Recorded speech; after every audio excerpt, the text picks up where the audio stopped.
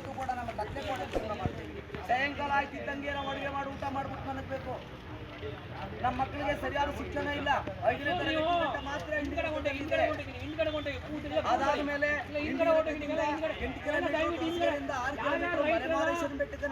Kilometre ವಿದ್ಯಾಭ್ಯಾಸ ಮಾಡಬೇಕಾದ್ರೆ ನಮಗೆ ಇವತ್ತು ಕೂಡ ಒಂದು ದಿಢೀರಂತ ಹುಷಾರಿಲ್ಲ ಅಂದ್ರೆ ಡೋಲಿ ಕಟ್ಕೊಂಡು ಮಾರೇಶ್ವರನ ಬೆಟ್ಟ ಕೊಟ್ಟು ಬರಬೇಕು.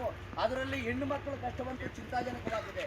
ಈ ಮಾರೇಶ್ವರನ ಇಂಡಿಗರತ್ತಿಂದ ಮಾರೇಶ್ವರನ ಬೆಟ್ಟಕ್ಕಿರ್ತಕ್ಕಂಥ ಒಂದು ಮುರುಕುಲ್ ರೋಡ್ಲಿ ಅಲ್ಲಿರ್ತಕ್ಕಂಥ ಗರ್ಭಿಣಿ ಹೆಂಗಸರ ಕರ್ಕೊಂಡು ಬರಬೇಕಾದ್ರೆ 3 ಜನ ಹೆಣ್ಣು ಮಕ್ಕಳಿಗೆ ಮಧ್ಯದಾರಿಯಲ್ಲಿ ಡಿಲಿವರಿ ಆಗೋಗಿದೆ. ಇಂಥ ಕಷ್ಟ ಹೇಳಿದ್ರೆ ಸರ್ಕಾರಕ್ಕೆ ಕಿವಿ ಕೇಳುತ್ತೋ ಇಲ್ಲ ಕಣ್ಣು ಕಾಣಿಸ್ತಿಲ್ವೋ ಆ ಭಗವಂತನಿಗೆ ಮಾತ್ರ ಗೊತ್ತು. ಮಲೆ ಮಹದೇಶ್ವರನ ಬೆಟ್ಟ ಮಾತ್ರ ಬಹಳ ವಿಜೃಂಭಣೆಯಿಂದ ಕೋಟ್ಯಾಂತರ ಭಕ್ತಾದಿಗಳಿಂದ ವಿಜೃಂಭಿಸ್ತಿದೆಯೇ ಹೊರತು ಆ ಮಲೆ ಮಹದೇಶ್ವರನನ್ನು ನಂಬಿ ಹಿಂದೆ ಸುಮಾರು 400-600 ವರ್ಷಗಳಿಂದ ಜೀವನ ಮಾಡಿರ್ತಕ್ಕಂಥ ಆ ಮಹದೇಶ್ವರನ ಪೂಜೆ ಮಾಡ್ತಕ್ಕಂಥ ಬೇಡಗಂಪಣದ ಜೀವನ ಮಾತ್ರ ಇವತ್ತು ಕತ್ತಲೆ ಕೋಣೆಲೆ ಉಳಿದಿದೆ. ಆದರೂ ಕೂಡ ಯಾರಿಂದ ಯಾವ ಆಶ್ವಾಸನೆ ಬರುತ್ತೆ ಹೊರತು ನಮಗೆ ಮೂಲಭೂತ ಸೌಕರ್ಯ ಕೂಡ ಇನ್ನೂ ಸಿಗಲಿಲ್ಲ.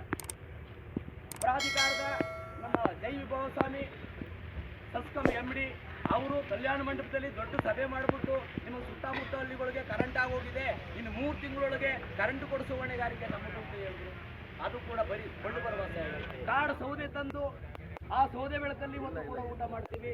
ಅದಕ್ಕೋಸ್ಕರವಾಗಿ ನಮಗೂ ಓಟ್ ಹಾಕಿ ಸಾಕಾಯಿತು.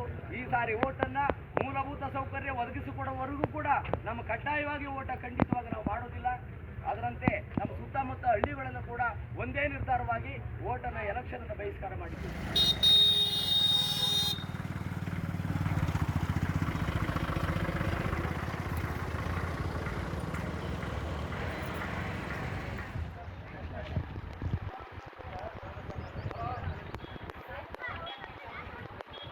ಮಾದಪ್ಪ ದರ್ಶನ ಕೊಡಿಸಬಾರ್ದು ಅಂತ ತೊಂದರೆ ಕೊಡ್ತಾ ಇಲ್ಲ. ಈ ಮಹಾದೇಶ್ವರನಿಗೆ ಪೂಜೆ ಮಾಡ್ತಕ್ಕಂಥ ಬೇಡಗಂಪಣವನ್ನು ಜನಾಂಗ ದೊಡ್ಡ ಜನಾಂಗ ಇದೆ.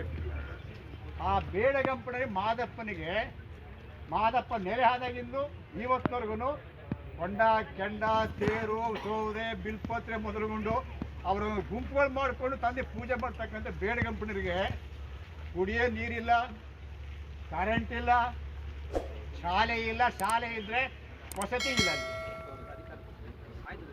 ಸ್ವಲ್ಪ ಬಂದ್ಬಿಡಪ್ಪ ಹಾಗೆ ಅಲ್ಲಿ ಸ್ವಲ್ಪ ಗಾಳಿ